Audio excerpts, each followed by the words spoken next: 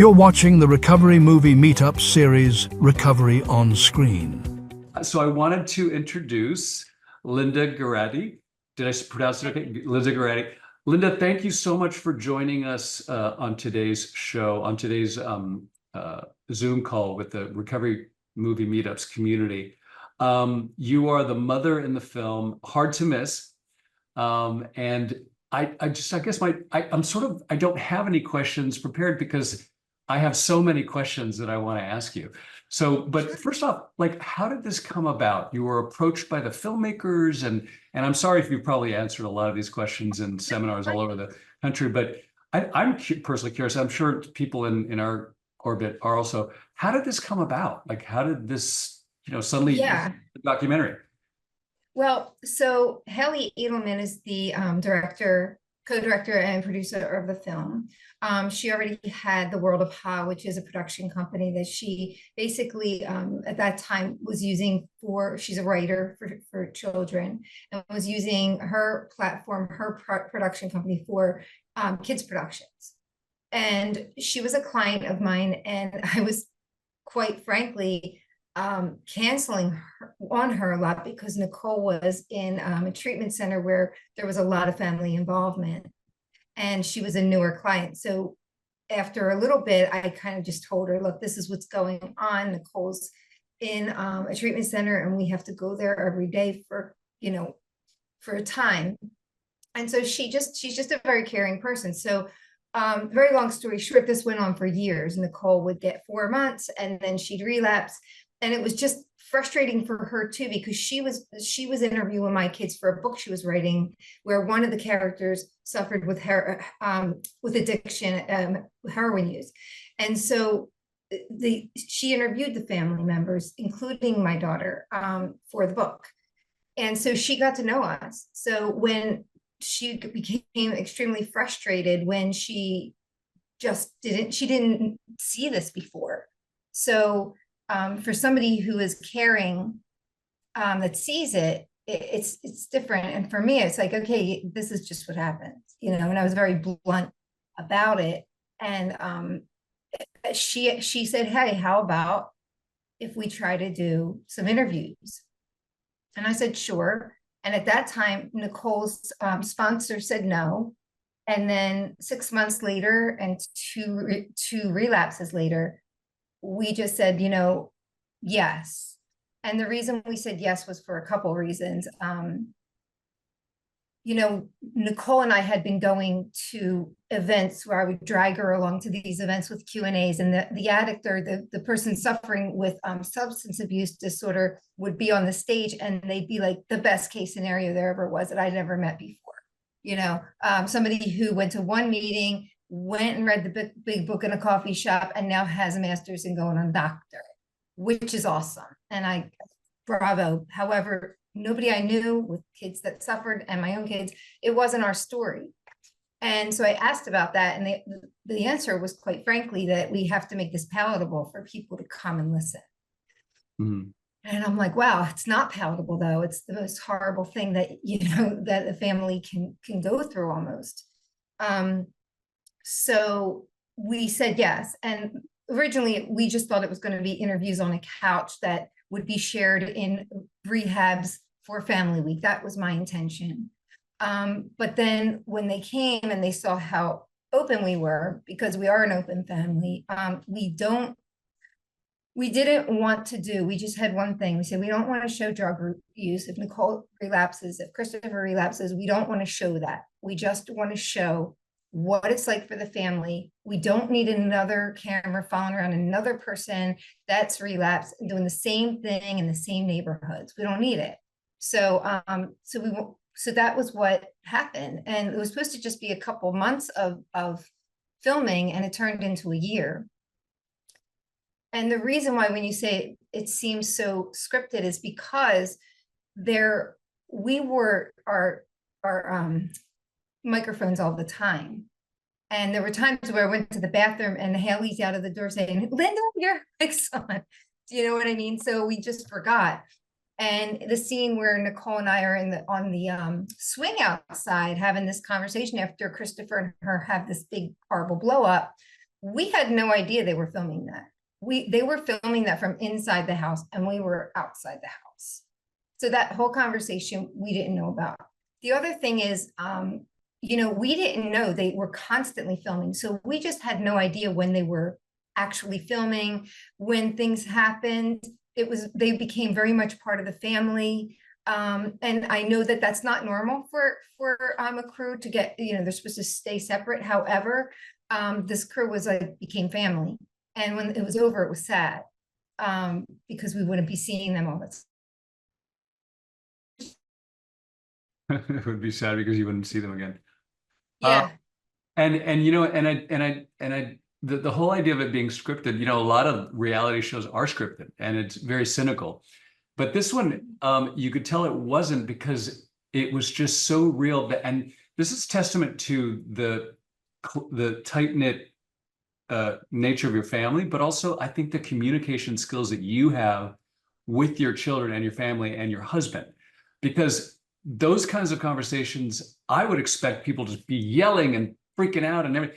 And yet you were able to have these conversations in such a measured, positive tone.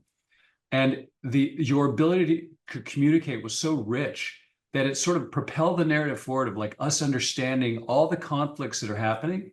And yet it was seamless. And many times I found myself thinking, when are they going to start yelling at each other? Because I think a lot of us are so used to the emotional, raw sort of power of that. But let me ask you, were there fights that you had that were definitely more over the top, that didn't go, that were on the cutting room floor? Well, there were times where my husband interjected, you could see in the movie where he said, "Enough, I'm done with this." That happens often in our family, still. So he's kind of like this person that puts the hammer down when it's done, and they somehow listen.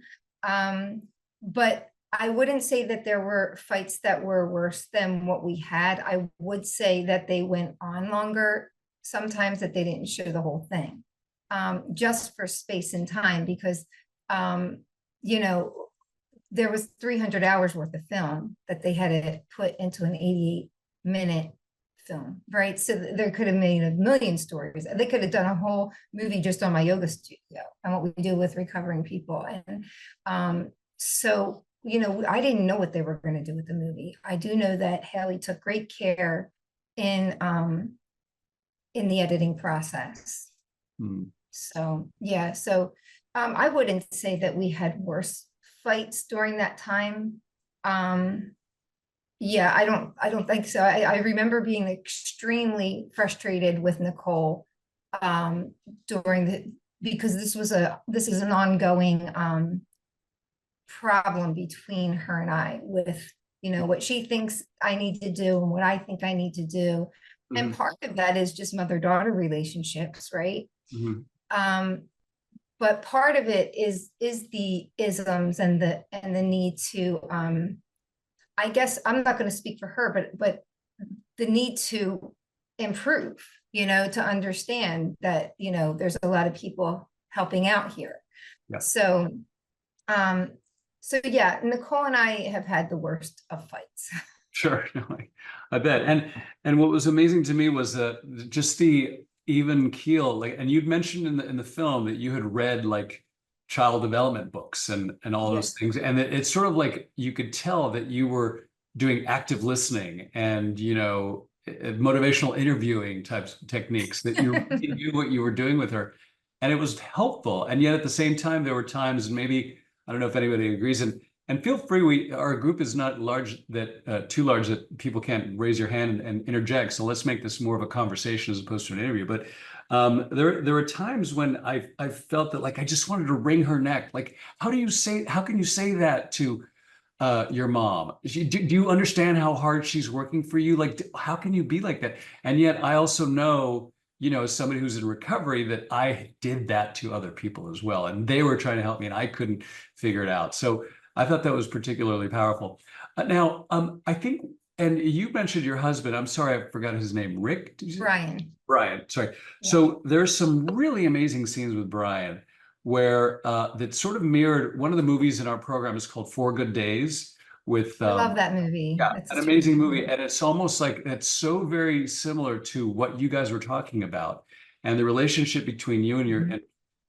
and Brian and the relationship between the two characters in that film was almost identical in a way because he's trying to tell you, wake up. She's trying to use you. She's manipulating you. You're not seeing the bigger picture. And at the same time, you're offsetting that against the fact that like, well, if I don't help her, if I don't do this, she's going to go out and possibly overdose and die. So and that is something that a lot of people deal with. Do you, in reference to that film, are you still having those kinds of conversations? And was it really difficult at that time to, because you said also at the end of the movie, you're working on your relationship with Brian. Mhm. And there's no question that addiction can really make those kinds of relationships very difficult. Where were you then? Where you're at now, and speak about that because I think a lot of people deal with that, especially married to somebody who has nothing Who to do is with the with the problem? problem but are there to support them. They're there to support, and he's a fixer, and this, when he says in the movie this was something he thought he could fix, I tear up when I say it because it's so true about him. And we just went away for a few days with Giovanna, and we talked, him and I talked after she went to bed about this exact thing.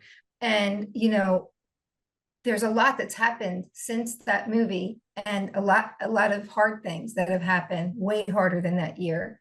And his feeling that, so much so that he realizes he can't fix anything, and that we wonder often if anything we did helped at all. Right, because we are in a much different place right now, because too much has happened where you give up your life, you say, okay, when I married Brian, I was literally parking my car down the street so the repo guy didn't come and get it. I was in a really bad place, and Brian kind of like took us, and I thought that was the missing piece as far as, we didn't get the best rehabs, we didn't do this, and he helped with that.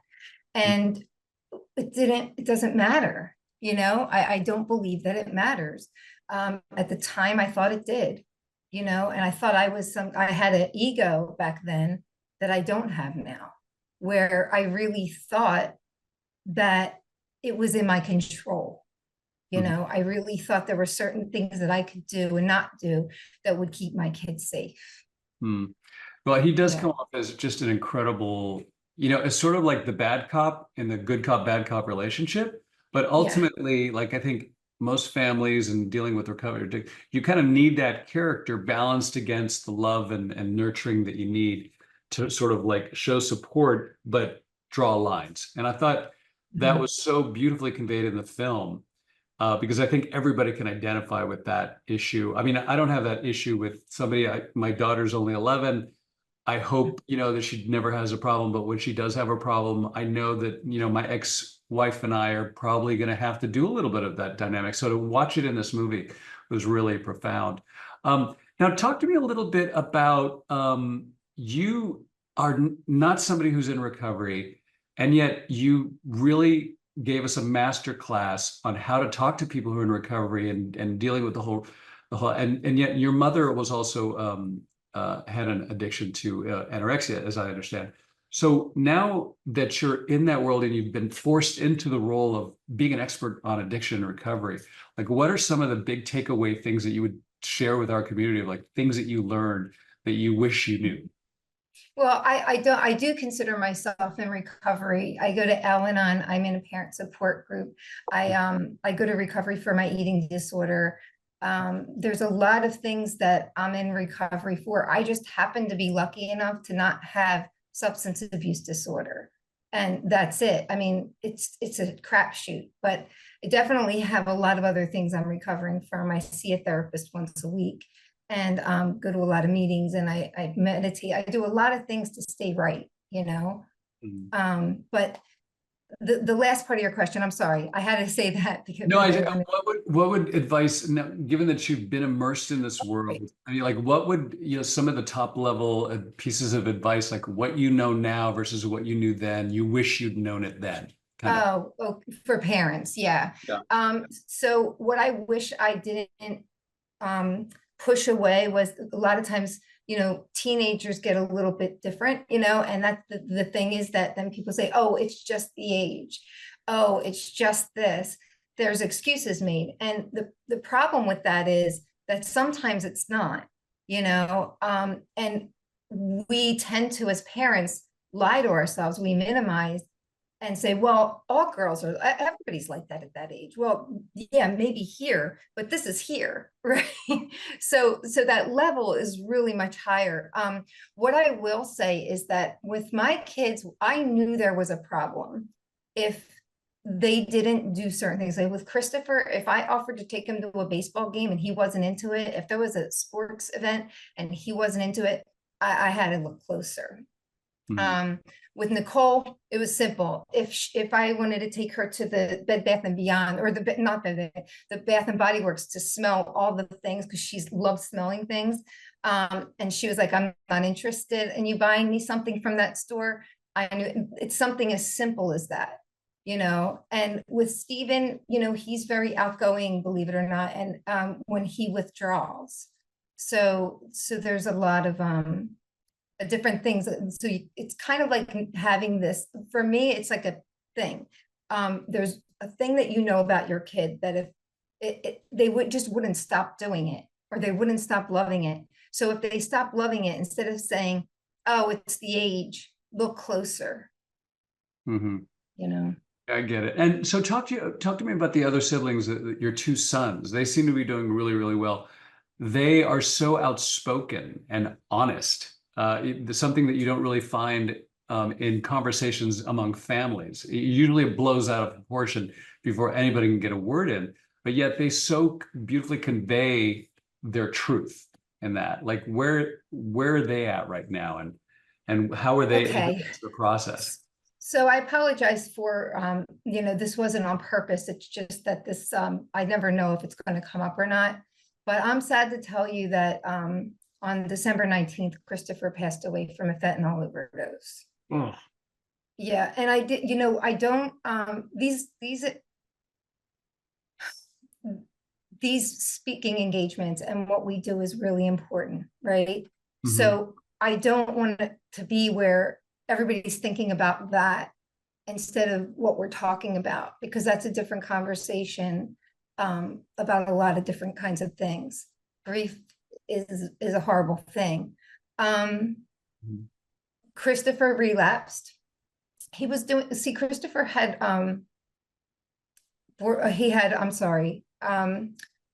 bipolar disorder. He was and he had it was really getting worse, and he just wouldn't take his meds. He was down in Florida. I would have to fly down to Florida every couple months. Sometimes it was like every 6 weeks or so, to get him right. But he couldn't be in the Philadelphia area because his people, places, and things were there, and he did better down in Florida. So there's a lot that happened, but without getting into all the details, he came up to Pennsylvania to go to rehab, and then he passed through Philadelphia. He was using, so Christopher went back to Florida. I got him into a treatment center. He got kicked out, and then he went to another one. And, every Christmas it was really difficult. So the text messages I was getting from him were very similar to the ones every Christmas. And then he just left rehab, and I know that it was not intentional, because he bought one line of Coke and he didn't finish it. The fentanyl is that strong. So everything's different, very different. My world is different. And you do wonder, if we didn't do anything, would Christopher still be here? You just don't know. Yeah. But I would say that as a parent, I did the best I could. I did the absolute best I could. Do I have regrets? Yes, absolutely. I have tons of them. They're my demons at night. But I do believe in the daytime when I'm thinking clearly that I think I did everything I could. So Stephen and Christopher are extremely close. That was really difficult. Um, so so he's struggling, but he does have a 1-year-old daughter, and he lives close by with his girlfriend and his daughter. He just got a job with Philadelphia Youth Basketball, and that's really great because he's been struggling. He's been having a hard time, of course. Mhm. But I would say there's hope. I don't not have hope. I'm just sad that Christopher couldn't get well. And so it was just getting worse and worse and worse. And I'm glad for him that he's free from his brain, because his brain was so painful to watch, but I miss my son. So I want him here, So yeah, it's what happens. This is the disease, and the fentanyl's real. Yeah, So Linda. sorry to, I don't want to be No, down, but that's, I'm sure. I think I speak for the whole community to say we're very sorry for your loss, and it's just, but it's so common. Unfortunately, there's another special screening that we had of a movie called The Fentanyl Project, which Mhm. is from the point of view of like how kids who are like, want to take Adderall and these other like sort of like fun medications. Now there's fentanyl in those and they're dying accidental. It's not even called Right. overdoses anymore. It's called poisonings. And Mhm. that's exactly Yeah. what happened to your son. I'm so sorry to hear that. And that's what's so baffling and cunning about, the disease of Yes. addiction. It's just, it sort of overrides all these other things that have been put into place. Well, I'm glad that you don't, and you shouldn't. I mean, I'm not going to give advice, but I don't think there's any way that you could blame yourself in any way, shape, or form for anything that's happening to any of your children. And like you said, and this is the riddle of being, a family where addiction is in play, and it's sort of like the disease of addiction permeating the family, is that there's only so much you can do, and you ultimately can't blame yourself for other people's activities. You can only be accountable for yourself. Um, Right. so Jenny from the UK has raised her hand. Jenny, please chime in. Thank you. Hi, hi Linda. Um, Hi. I really enjoyed the film. I'm so sorry for your loss as well. Thank you. But it's really, coming from my perspective, but obviously thinking about my own mum, being in your position. We've got a fantastic relationship, thankfully now. Mhm. But you know, my mum, I could really see she was just confused by the whole thing. She couldn't understand um anything, and she'd go because she was just fumbling in the dark because she didn't know what to do for the best. And I could really, see so many threads of that with, you're trying this, you're trying that. And my mum, but one of the things I think, and I wonder if you did this as well, was my mum tries to put a reason and and she goes, well, your father, and you were only 4, and it was Mhm. he left, and that was, and I was going, Mum, it's not. She was sort of determined to make it's because of this reason that this has happened to you. Did you find yourself doing that kind of? Oh, sure. I mean, Yeah. in the beginning, sure. You want to find a reason. It was a real easy answer for me. My ex-husband was who he was, and it got me off the hook, right? But it's not all his fault. I'm not perfect either. I made a ton of mistakes. I could have done things differently. However, I don't even think at this point, if things were completely different and I did everything the way I wanted it to do, that I wouldn't have the same outcome. And that sounds hopeless, but I don't believe it's hopeless. I think that it's about living your own life. It's about still getting up every morning for yourself and for your joy. And that's important. But as far as making excuses now, No, I mean, Nicole likes to blame me for all her problems right now, but I don't take that either. I just, she can say that, but I know that's the disease talking. I know that's not her. So, I'm able to compartmentalize and realize that, look, this disease, it gets its grips in you, and it won't let go.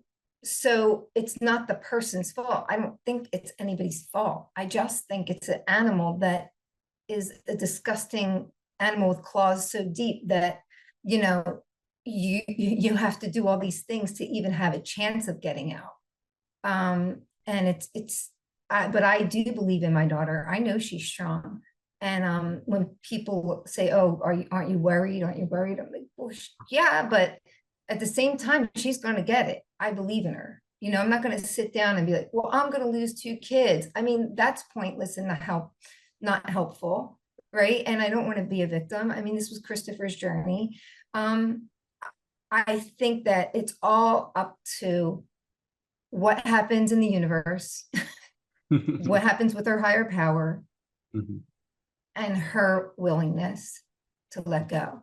Has nothing to do with me, has nothing to do with my ex-husband, has nothing to do. If you look back on Nicole and her life, and I watch old videos, she had it in her. You could see it. Like when I go back and look, like much different than Stephen, even different than Christopher. It's not like a blanket thing. Everybody's disease looks different, Mhm. So that was a long-winded answer to yes before I did, and now I don't. Yeah, I think though for me, I was, and this was a long time into things, but I was like, Mom, it's me.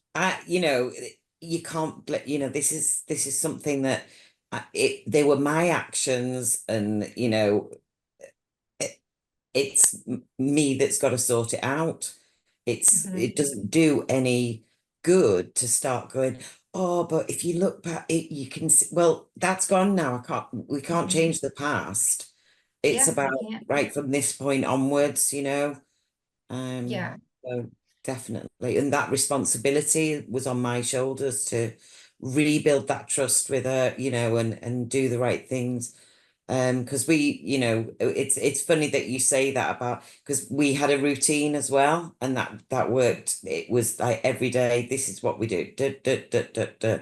And it's so important in early recovery. Oh my gosh, the routine is everything. I do believe that you have to have everything mapped out every day. Yeah. It's ritual, you Mhm. know. Do you have a sense that, Linda, that the rehab facilities and the sober homes that she was in, do you think that they did the best that they could, everything that they could? Were there any missing pieces? Was it a question of like not having the resources to get to a better place? I mean, did you ever have the sense that you didn't have the support that you needed, or couldn't afford the support that other people have had? Although I'm the kind of person that thinks that like no amount of money is going to solve sort of a particular Mhm. problem. Doesn't matter whether you go to Malibu and like sit in a hot tub or go to some place that's state funded. You still have to do the work. But is there some part of you that thinks that some parts of the system may have been missing links, or things that didn't quite work? But yeah, I think that there's much wrong with our systems. I think that the mental health component is hardly dealt with. Mhm. There's the 30 days of, being clean, which is awesome, which is important, which we need. But then it's the pieces after that. I think they need, I think with somebody like Nicole, needs 6 months of inpatient care without even having a job. And I do believe that's why she stayed sober, that in the movie, because she was in a facility where they didn't make you work. And there's a lot of places where they did make her work and made Christopher work and did all that. And it was always the same thing. It was like, go to work, make the money, use the drug. And it's just too much to ask somebody. It's like there's you're still sick, and they're like, go out, it's like, go out, you paraplegic, and walk around, and, not to say that, they can't eventually, but I just think there needs to be more time in between, number one. Number two, with Christopher, there was nowhere to put him.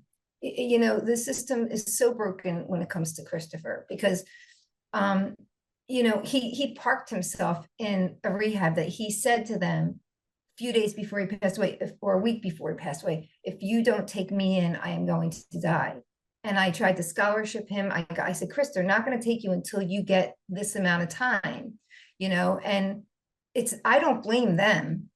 There was nowhere for him to go, is my point. I don't blame them for not having that. I don't think one facility can have everything, but I really think we focus on, I'm not going to go on a tangent, but we do focus on a lot of things in this country, and pouring money into things that I'm like, did they realize 100,000 people are dying?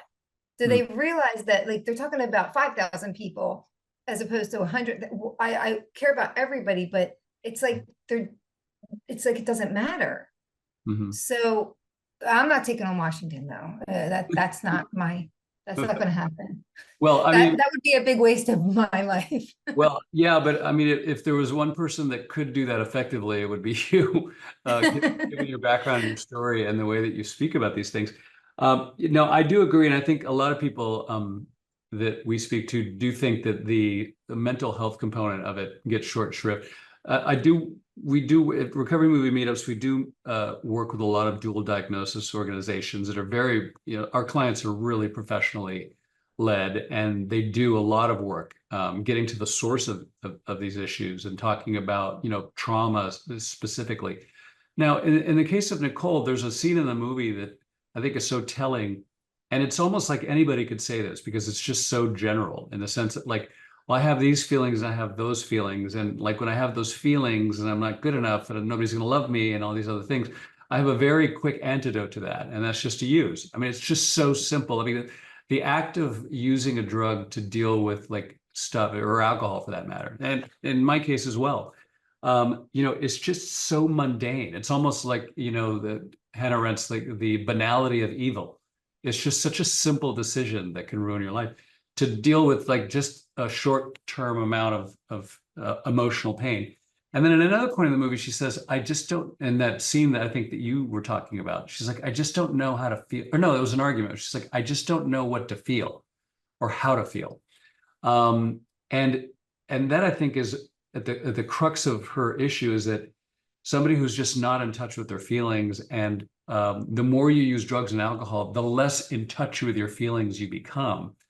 And to throw her into a situation of sobriety where she's, like, being pinned and needled by her own feelings on a constant basis, is anguish at a certain extent.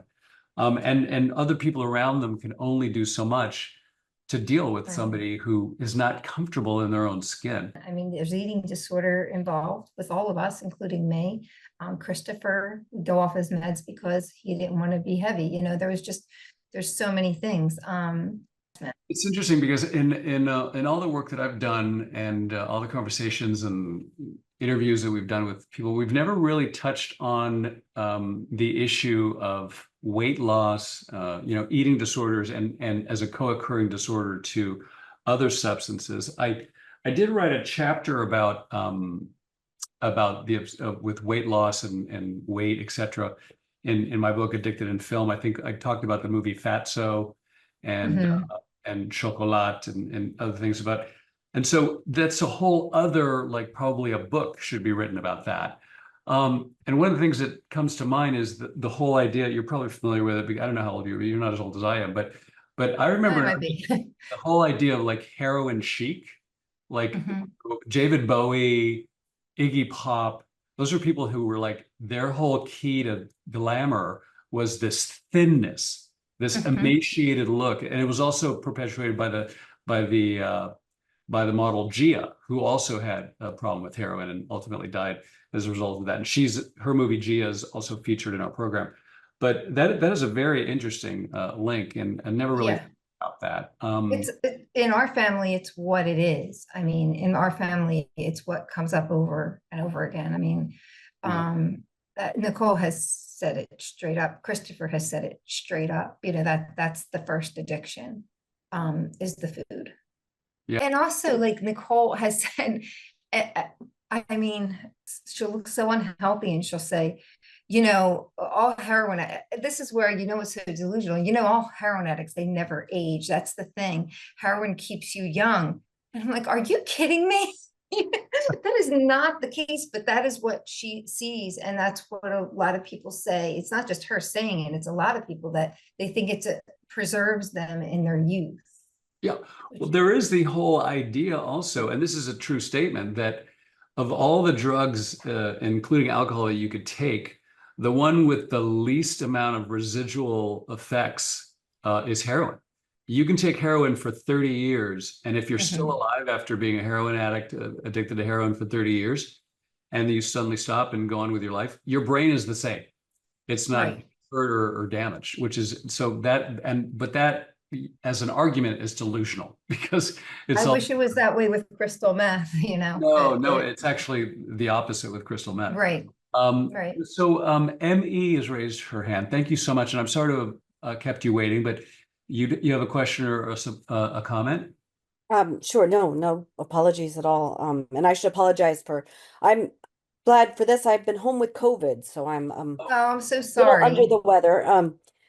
So not looking my best, but I was just interested in one of the women I got to know really well at rehab for alcohol use disorder. She had had gastric bypass surgery. And I've since met somebody else, and so she had a major food addiction, and it was only when that got dealt with, she couldn't eat the way she'd been used to as a coping mechanism. She turned to alcohol, and I had never seen that relationship before. And one of the things I really like about Smart Recovery is that a lot of people come for one addiction, and then as they're dealing with that one, start either having problems with another or realizing other addictions. And one woman was laughing at herself, but not in the middle of really terrible weather. And she's in her 70s. She should not have been going out. She found herself driving when everybody was told not to drive in a storm to get ice cream. And she suddenly realized that that was what she used to do for alcohol. And there she was doing exactly the same thing for ice cream. So I wanted to share that. I also just wanted to say to you, I watched the movie yesterday and I kept crying, and part of it is I'm sure I'm sick, but I'm a mom of 3 daughters and they had to deal with my addiction. And you're just a very powerful woman dealing with theirs. And I admired and admire you.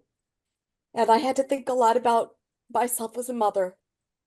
So I didn't mean to get all teary, but thank you. No, it's fine. Thank you for sharing that. It did a speaking engagement last year for a group in LA. It was alcoholism for women. And a lot of women said the same thing you're saying about the torture. I'm so sorry that you had to go through that. I'm just so grateful that you found something that's working for you. Because what I will say is that my mother was sick my whole life and I was angry at her a lot. She went into treatment after treatment. And what I will say is, she died in I guess early 40s, and she could have gotten better. It's never too late. And this is what I believe. It's never too late. If she found recovery and she worked and she got there when she was still alive now at 55, that would significantly change my life right now. So it's just not, you're never too old for it. It's never anything like that. And that's, so I just commend you because the past is the past. It's what you're doing now, I really believe that. And I worry at my kids early on. They told me, well, Mom, you could, do marijuana, that doesn't have addiction problems, which of course is totally not true. Totally not true. And I've learned that, and I've said to all of them, no. And it's interesting to me that all three of them, and they range in age from 19 to 24, all three of them drink, and Right. to varying degrees. But it's interesting to me that even, watching me and so forth, and they'll even order a drink when I'm out with them and paying for it, which is, and I could set those parameters, but it's interesting as a mom I've been trying to sort of navigate Yeah. how much do I, where's Well, my line? They don't have the problem right now. I have the problem. yeah. So I think it's different when it's your kids.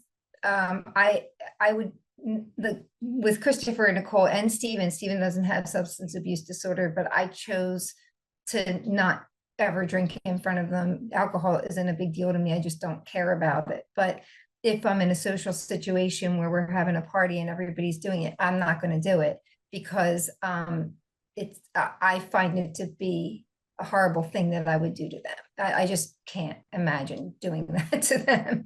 But that's just me. I know other parents who do. And I also know other parents who didn't. And then their kids had long enough sobriety that they said, Mom, you can have a Chardonnay with your fish. It's okay. And even if they said that, I wouldn't. It would feel wrong to me. But kids and their parents, I think it's different, so yeah, I don't see a problem with you asking them to cool it when they're around you. I don't think there's a problem with that at all. I wish if my mother said, go to the moon and back 50 times, that'll make me eat a burger, I would have found a way to do it. So, they love you. I think if you talk to them about it, I think it might be well received. And if it's not, it's not. I mean, it is what it is too. It is. Now, I have a question. One of the central premises that we have in the Recovery Movie Meetups program is that by watching a movie of somebody's life or struggles or conflicts or issues, and all the depth that brings, whether it's documentary or feature film, that it sort of gives you perspective on your own life that you would not have gotten otherwise.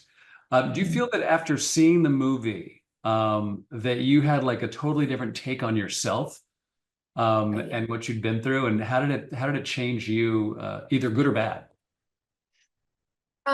Boy, yeah. Well, the first time I saw it, I was embarrassed by my behavior in certain parts. But I also, said, well, this was what happened. This is real. I didn't think they were going to put that stuff in the movie, but they did, and that was the whole deal where we want to do what's real. But yeah, it's changed me a lot because you look at yourself, you see yourself being a certain way. Like for me, the most profound part in the movie was the train station. That day, Nicole really did say she needed my help. And then that's the whole thing. Then it turned into, no, I didn't even want to go. And that's why I was so mad. I was like, what the heck? But on top of it, at the end of that whole debacle, she said, sometimes my mom thinks I need more help than I really do. And I said in one part, I sometimes think she needs more help than maybe she does. And I need to let go too. So I wouldn't do that now. I would never do that now.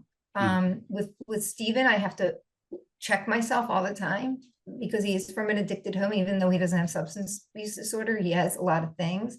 And my thing is wanting to go rescue him, especially with the recent loss of his brother. I don't want to see anything bad happen to him. And that I realized that when I see that movie, I really need to just step back and let people have their process. And I have a hard time with that because I don't have faith in that other people's process, but it doesn't matter what I have faith in. It's not, I have to have faith in my own process. So I find that I'm a lot different in that I wouldn't do that. I see myself in that movie in so many instances. I'm like, oh, I would never do that. That would be something I wouldn't do now, so. Now, I have to say, I've watched the movie probably twice. And when it comes to documentaries, a lot of times I have them going like in the background. I'm sort of like paying attention. And sometimes I'll check my phone and like, I don't feel like I've missed anything. With yours, I had to watch it twice because every part of that movie had something really important to say. And I can speak just for myself. I don't know about other people, but you have absolutely nothing to be embarrassed about in that movie. You come across as a strong, fierce warrior slash ultra rational person, Mm. doing the best that they can in a almost impossible situation. And I think that's why the movie's so powerful, is that like God, God forbid other mothers in the world were like you. I mean, if we had more mothers like you, um, and they had the tools that you demonstrated in this movie, I think we'd have fewer overdose deaths and better results, because I think you did everything you could and everything right. I Well, think. thank you. I No, appreciate you. there's no, I would not say, that's just my opinion. I don't know, maybe, I don't think you come across as evil or bad or sinister in any way, shape, or form in that movie. I think it's just, that's what's amazing. It's almost, and when you first got on the phone, I was like, I can't believe I'm actually talking to this lady. She's like Oh, heroic, like I mean, in a way that like really nice of you to say. in movies. Yes, Jenny raised her hand. Yeah, I just wanted to say, Linda, there was the part of the movie where I was literally, I was like, oh, don't do the whole Las Vegas thing. I was like, and then when he said, I'm not gonna go, I'm not gonna go, I was like, no. Mhm. And I was literally rooting for to stick to your guns and go, I'm actually going. And I was so pleased that you did, you know. Yeah, thank you. And the stakes get higher, the harder things get until Yeah, something because I think changes. in the film you were going, it would be easy, it's easier for me to say I won't go. So it was Yeah, like the path of most resistance that you absolutely. did, That and was, now that's become your path that is, yeah. Right, because yeah. the film ends with you sort of like hoping, hopefully, that this will be the end of sort of like a generational problem. And I think a lot of families feel that way. I mean, I know that I can't really posit the effect of genetics on predisposition towards addiction, although there are some, proven links, some links, not, but it doesn't totally cause it, but it's a contributing factor genetically speaking. And I never use the fact that, alcohol use ran rampant in my family on one side of the family as an excuse for my own behavior, but it's certainly like a contributing factor. But there is every reason to believe that with the proper, what it sounds like what you're doing, proper communication and grounding and advanced intervention, that cycle can be broken. And I know that I'm doing that with my daughter, much to my ex-wife's chagrin. I tell her very candidly what I do for a living, and I Mhm. tell her candidly that I used to have this problem. And when we see people on the street using drugs, I say, this is what that person is doing, and that might contribute for why they're on the street. But also at the same token, they're not a bad person. They have a problem and they're trying to work it through. And so I think, and there's several different books out there that help, families who are how to talk to your kids about drugs, et cetera, et cetera. And I think one was written by Gabor Mate, who wrote several different books, including The Myth of Normal, and it says how to addiction proof your child or something, or talk to your kids about drugs. Anyway, those are all very useful. But yeah, so I'm in the thick of it, and you're in the thick of it, still talking to your daughter about it and your granddaughter It's about so hard. It's so hard. it. Yeah. It's so hard because you want to be honest. Um, she does say to me, well, when I get older, do you think I could have alcohol? It I don't know. I mean, I just say, well, both of your parents have the disease of addiction in the form of substance abuse disorder, so your chances are higher, Mhm. but they're decisions you're going to have to make. Yep. For me to tell her, like Brian's like, no, you can't do it. Brian said it the other day. He's like, no, you just can't do it. It's like you're allergic. And I was like, that's gonna work. you know. So I just tell her, just to stay close, if that's something she chooses when she's of age, then I'm here for her. You know, I don't know what else to say about it. I'm hoping that that doesn't happen to her, but I'm well aware that it could happen to her. You Yeah, know? I'm in the same yeah, I'm in the same boat. Like, do I tell her don't ever do it? But I don't. But there's a part of me that just like when I see a good scene of somebody like, you know, with the effects, say that is going to happen to you the minute you take a drink. Because there is a sort of element of alcohol, especially, I don't know other drugs because I'm not an expert on those, just alcohol, but there's sort of like a Pandora's box that is opened, you know, when you try a drug and it has a Right. great effect on you, especially alcohol. Exactly. Just lights up your brain, and it's like, wow, there's a great book by Mark Lester about that, called The Addict's Brain or something. Anyway, but and so there's a part of me that doesn't want her to cross the Rubicon and open up that, you know, Right. that box. And yet I also realize that that might actually contribute to her having this curiosity to open up the box. That's my big dilemma too. And I think it's everybody who's in this position's big dilemma. I mean, I know, I don't know if you know who Chris Herron is. He had a couple documentaries. He was the NBA basketball player. He does speaking engagements, and his big message is don't do it. Just don't do it. There, Mhm.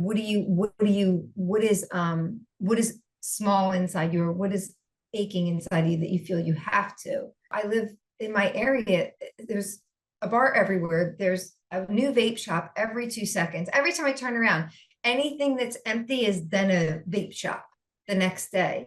And it's really hard. We have all I feel like we can do is have real honest conversation about it. Mhm.